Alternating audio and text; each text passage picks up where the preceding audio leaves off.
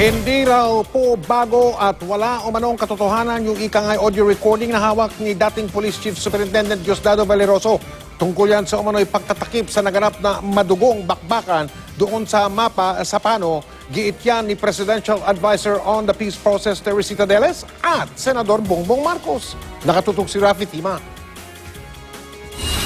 Because of the impact, naaabot yung possibility na sa Malacanang, and assuming na gano'n ang appreciation at determination ng Senate inquiry at merong gustong tumabla at idulog sa Korte Suprema, then let justice take its natural course.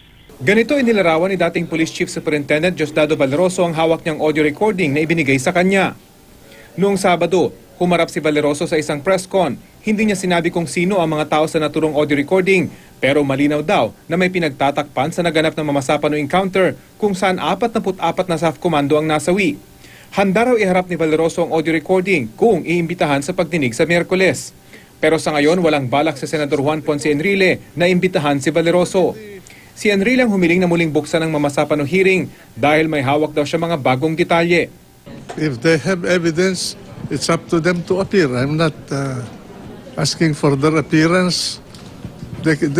I'm not the committee, you know. Sir, has this General Valeroso reached out to you? No. Nobody has reached to me. Sabi ni Senator Grace Poe, ang chairman ng komiteng nag-iimbestiga ng mamasapano, kailangang i-verify muna ang audio recording. Giit ni Valeroso, gusto lang daw niya makatulong para sa katotohanan. Wala raw halong politika ang paglabas niya sa publiko.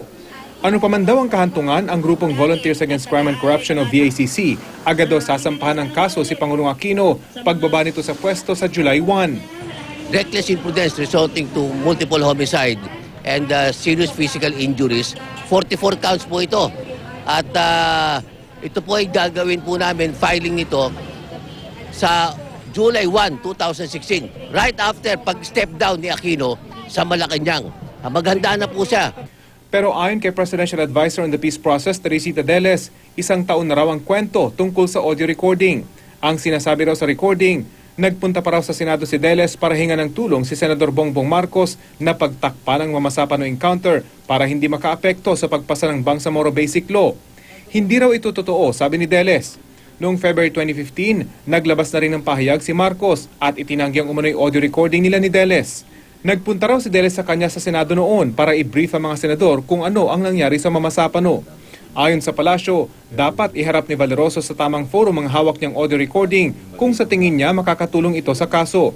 Dati pang sinasabi ng palasyo na hindi sila nababahala dahil noon pa man, bukas ang pamahalaan at hinarap ang mga issue ukol sa mamasapano encounter. Rafi Tima, nakatutok, 24 oras.